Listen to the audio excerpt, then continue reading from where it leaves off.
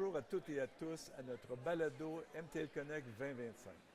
J'ai le plaisir d'accueillir avec moi aujourd'hui le docteur Éric Adja, président de l'AFRIA, une agence qui fait le pont entre l'intelligence artificielle, francophonie et développement, et qui cherche à faire de l'intelligence artificielle un moteur de développement inclusif dans la francophonie. Bonjour, Dr. Adja, merci d'être avec nous aujourd'hui. Bonjour, Monsieur Landry. Merci de m'avoir invité. Super. Pour débuter, Dr. Adja, pouvez-vous vous présenter en quelques mots et nous décrire la mission de l'AFRIA? Merci, je suis Éric Adja. Je préside depuis 5 ans l'agence francophone de l'intelligence artificielle, AFRIA, qui est une organisation non gouvernementale internationale basée à Genève, en Suisse, avec des bureaux à Paris, et à Cotonou pour l'Afrique de l'Ouest et bientôt à Montréal pour l'Amérique du Nord. Et notre objectif consiste à contribuer à ce que l'IA soit équivalent d'une IA éthique, responsable et surtout utile aux pays, notamment en développement, c'est-à-dire que l'IA contribue au développement durable à travers l'agriculture, la santé et surtout l'éducation, afin que l'IA ne soit pas qu'une technologie désincarnée, mais qui puisse changer le quotidien et la vie des populations. Ah, je vois, super. Donc, évidemment, votre organisation, l'AFRIA, se positionne dans la francophonie. Pourquoi cette orientation? Oui, cette orientation parce que, vous le savez bien, la plupart des algorithmes de l'IA sont en anglais. Oui. Et si on y prend garde, les langues comme le français et les langues africaines ou bien d'autres risquent de disparaître au profit de l'uniformité linguistique, donc l'uniformité culturelle. Et c'est face à cette menace que nous souhaitons rallier les pays francophones pour que l'IA puisse permettre non seulement la technologie d'être utile au service des populations, mais que cela se fasse en langue française et dans les langues partenaires des autres pays pour éviter justement un assèchement linguistique, culturel et je dirais même de la pensée. Voilà. Une mission très valable. Oui. Merci. L'IA transforme tout, comme vous savez, le travail, l'éducation, la société. Selon vous, quel est l'impact le plus visible pour les citoyens de la francophonie? Oui, l'IA est devenue comme un rouleau compresseur, Oui. devant lequel pratiquement tous les secteurs sont impactés.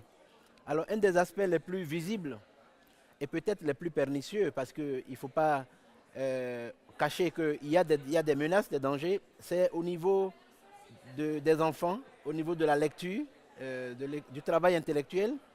On remarque que dans l'éducation, beaucoup d'étudiants, puisque je suis enseignant, s'en remettent parfois à ChatGPT plus qu'à leur mémoire, le cerveau. Donc il y a un danger de ne plus réfléchir réellement et de pratiquement se confier à la machine. Et là, il y a une menace que l'humain ne se rende pieds et poings liés au Deus ex machina, au Dieu machine, que l'IA risque de représenter. Donc il y a un vrai danger au niveau de l'éducation, de l'acquisition des connaissances et des savoirs, c'est-à-dire de l'intelligence. Wow. Voilà une des menaces. Bon, il y en a bien d'autres, mais comme vous me demandez d'en citer une principale, c'est celle-là que je vois. Absolument.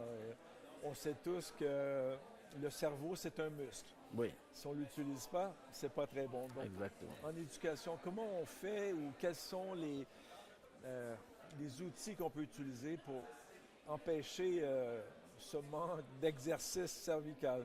Oui, nous l'avons commencé un peu à l'université de Cotonou où j'enseigne. Il faut parfois ne pas hésiter à éteindre la machine. Parce que l'IA est d'abord une machine. Oui. Et il me semble que le droit à appuyer le bouton off doit rester un droit universel. À un moment donné, il faut éteindre la machine et demander aux étudiants de travailler sans téléphone, sans chat GPT et de faire travailler leur cerveau. Donc de lire beaucoup parce que l'enjeu il est philosophique. Parce que la liberté a commencé par la lecture. Il y a un lien entre les verbes lire et le mot libre. Donc pour moi, pour rester libre, il faut beaucoup lire, favoriser la lecture, l'écriture, les exercices de calcul mental, pour permettre au cerveau, comme vous l'avez dit, aux muscles de continuer de travailler. Et c'est un des enjeux de liberté, pourtant fondamental et banal peut-être. Mais c'est une solution, je pense, très simple et efficace. Exactement. Le bouton. Le bouton, super. tout à Donc, fait. je sais aussi que l'un de vos chevals de bataille, c'est l'inclusion jeunes, femmes, territoire. Qu'est-ce qui empêche, selon vous, que l'IA profite à tous? Alors, selon nous, n'oublions pas que l'IA, comme je le disais tout à l'heure, c'est d'abord de la technologie, c'est d'abord des algorithmes. Et souvent, c'est le fait de ne pas comprendre comment l'IA fonctionne qui est l'apanage parfois des techniciens, qui fait que certaines personnes hésitent à aller vers l'IA parce qu'il y a la peur.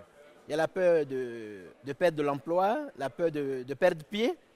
Et un des aspects aussi, c'est que il y a des biais algorithmiques dans l'IA. Donc souvent, il y a certains résultats d'IA qui ne permettent pas à certaines populations de se retrouver dans les algorithmes, dans les résultats. Donc une des réponses, c'est d'encourager la production de data, de données, pour faire en sorte que l'IA reflète la majorité des populations. Donc un des enjeux, il faut que l'IA soit représentatif. Et pour que l'IA soit représentative, il faut pouvoir faire du codage. Et coder dans un langage comme le langage Python. Et donc c'est un des obstacles parfois à accéder à l'IA, c'est de ne pas pouvoir, pour certaines populations, avoir beaucoup d'ingénieurs pour coder en fait, pour être présent dans les rendez-vous de l'IA. Mais est-ce qu'il y a des programmes justement avec l'AFRIA ou ailleurs qui vont encourager et supporter les programmeurs qui sont intéressés?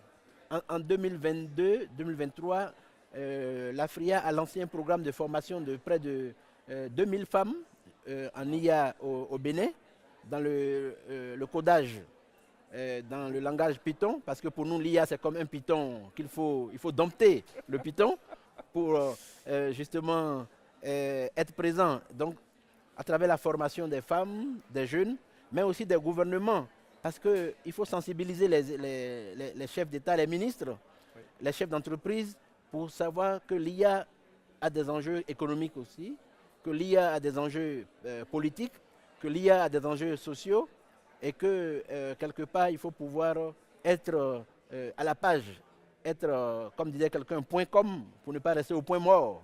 Exactement. Super. Quel conseil vous donneriez à un chef d'entreprise pour s'assurer de s'engager sur la voie de l'IA inclusive et maîtrisée? Alors, une des étapes, c'est vraiment de sensibiliser le personnel, l'équipe, parce que l'IA doit être appropriée par les membres de l'entreprise et voir comment l'IA peut contribuer à la productivité de l'entreprise, entrer dans les process, parce que dans une entreprise, il y a plusieurs départements, il y a plusieurs opérations, il y a la comptabilité, il y a, disons, tous les enjeux de ressources humaines. Donc, notre message, c'est aux chefs d'entreprise de voir dans quel département l'IA pourrait être utile à la société.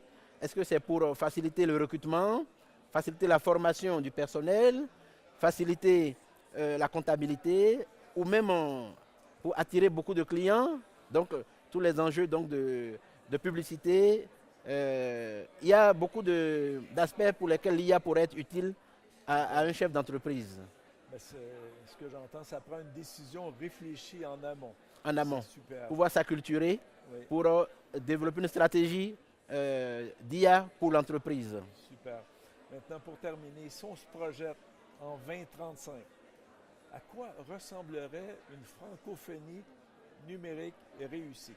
Alors, une francophonie numérique réussie serait une francophonie où les jeunes peuvent trouver de l'emploi grâce à l'IA, où les chefs d'État peuvent diriger leur pays de façon informée, grâce à des informations, par exemple, climatiques, géographiques, recueillies grâce à l'IA, où les employeurs peuvent recruter davantage grâce à l'IA, où l'IA ne va pas remplacer les personnes, mais leur donner davantage de chances.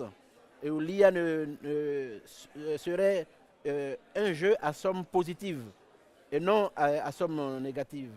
Et pour cela, ce serait donc beaucoup de personnes formées en IA, acculturées en l'IA, c'est-à-dire une IA, une francophonie, où le Python est dompté afin de ne pas avaler des couleuvres.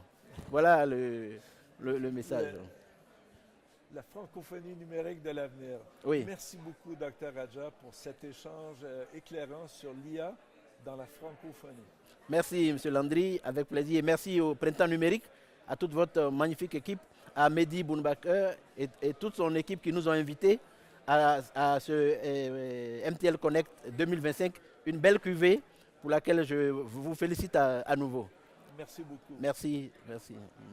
Merci à toutes et à tous et à la prochaine.